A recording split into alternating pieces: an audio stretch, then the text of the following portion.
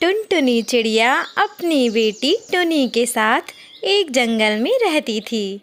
टुनी बेटा, अब तुम बड़ी हो गई हो, अब तुम भी जंगल से खाना लाना सीख लो। हाँ माँ, मैं भी यही सोच रही थी। मैं अकेले यहाँ घोंसले में रह रहकर बोर हो जाती हूँ। फिर टुनी और टुनटुनी खाने की खोज में निकल जाती हैं। देख बेटा, इसी तरह जो भी खाना सबसे पहले दिखे उसे खाकर और कुछ ले जाने के लिए रख लेना है और वापस से घोंसले में चले जाना है, बस। ठीक है माँ, मैं समझ गई। टुनी और टुनटुनी खाना लेकर घोंसले की तरफ चली जाती हैं। टुनी बेटा, पता नहीं क्यों मुझे रास्ते में सब कुछ धुंधला दिखाई दे रहा था। अरे माँ, हो सकता है कि आपके आँख में धूल चला गया हो। आप ज़्यादा चिंता ना करें। अरे बेटा, अब मैं तुम्हें कैसे बताऊं? मुझे तो इस वक्त तुम भी नहीं दिखाई दे रही हो। मुझे लग रहा है कि मैं अंधी हो रही हूँ। नहीं माँ, ऐसा ना कहें, आपको कुछ नहीं होगा। अगले दिन टुनी बेटा, अब तो मैं अंधी हो चुकी हूँ।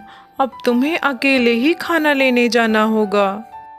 माँ, मौसम ठीक नहीं लग रहा है। मुझे अकेले जाने से डर लग रहा है।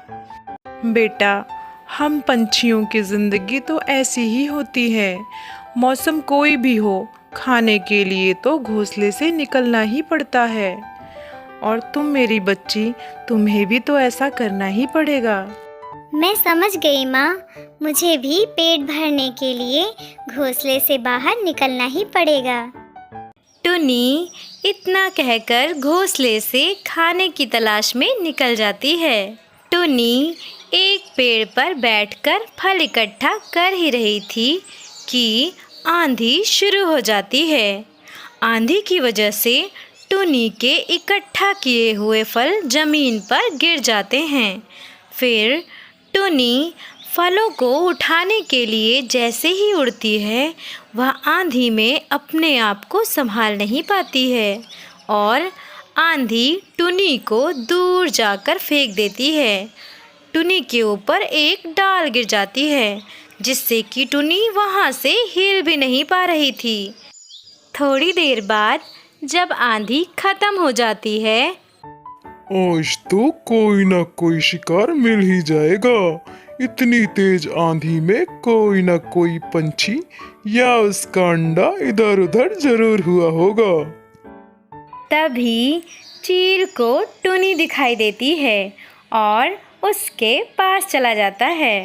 माँ, बचाइए मुझे माँ। ना ना ना, मैं इसे खाकर कोई भी गलती नहीं करूँगा। ये तो माँ माँ पुकार रही है। इसकी वजह से इसकी माँ की भी दावत उड़ा सकता हूँ मैं। बचाओ बचाओ, चील चील।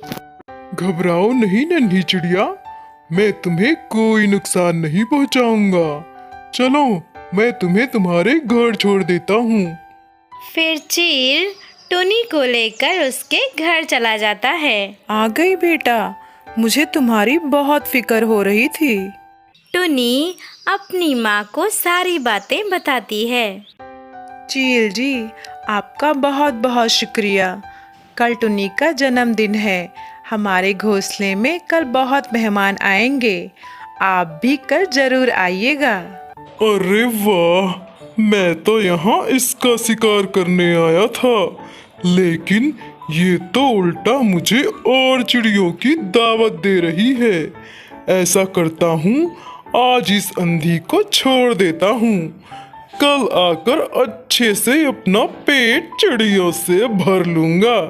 और रही इस अंधी की बात, तो मैं इसे कभी भी किसी भी दिन अपना शिकार बिना मेहनत के ही बना सकता हूँ। हाँ हाँ, क्यों नहीं, मैं जरूर आऊँगा। चील इतना कहकर वहाँ से चला जाता है। बेटा, जल्दी से लकड़ियों का इंतजाम करो। हमें आज ही नया घर बनाना होगा। मगर क्यों माँ? बेटा, जो चील तुम्हें यहाँ लाया था वो शिकारी चील है।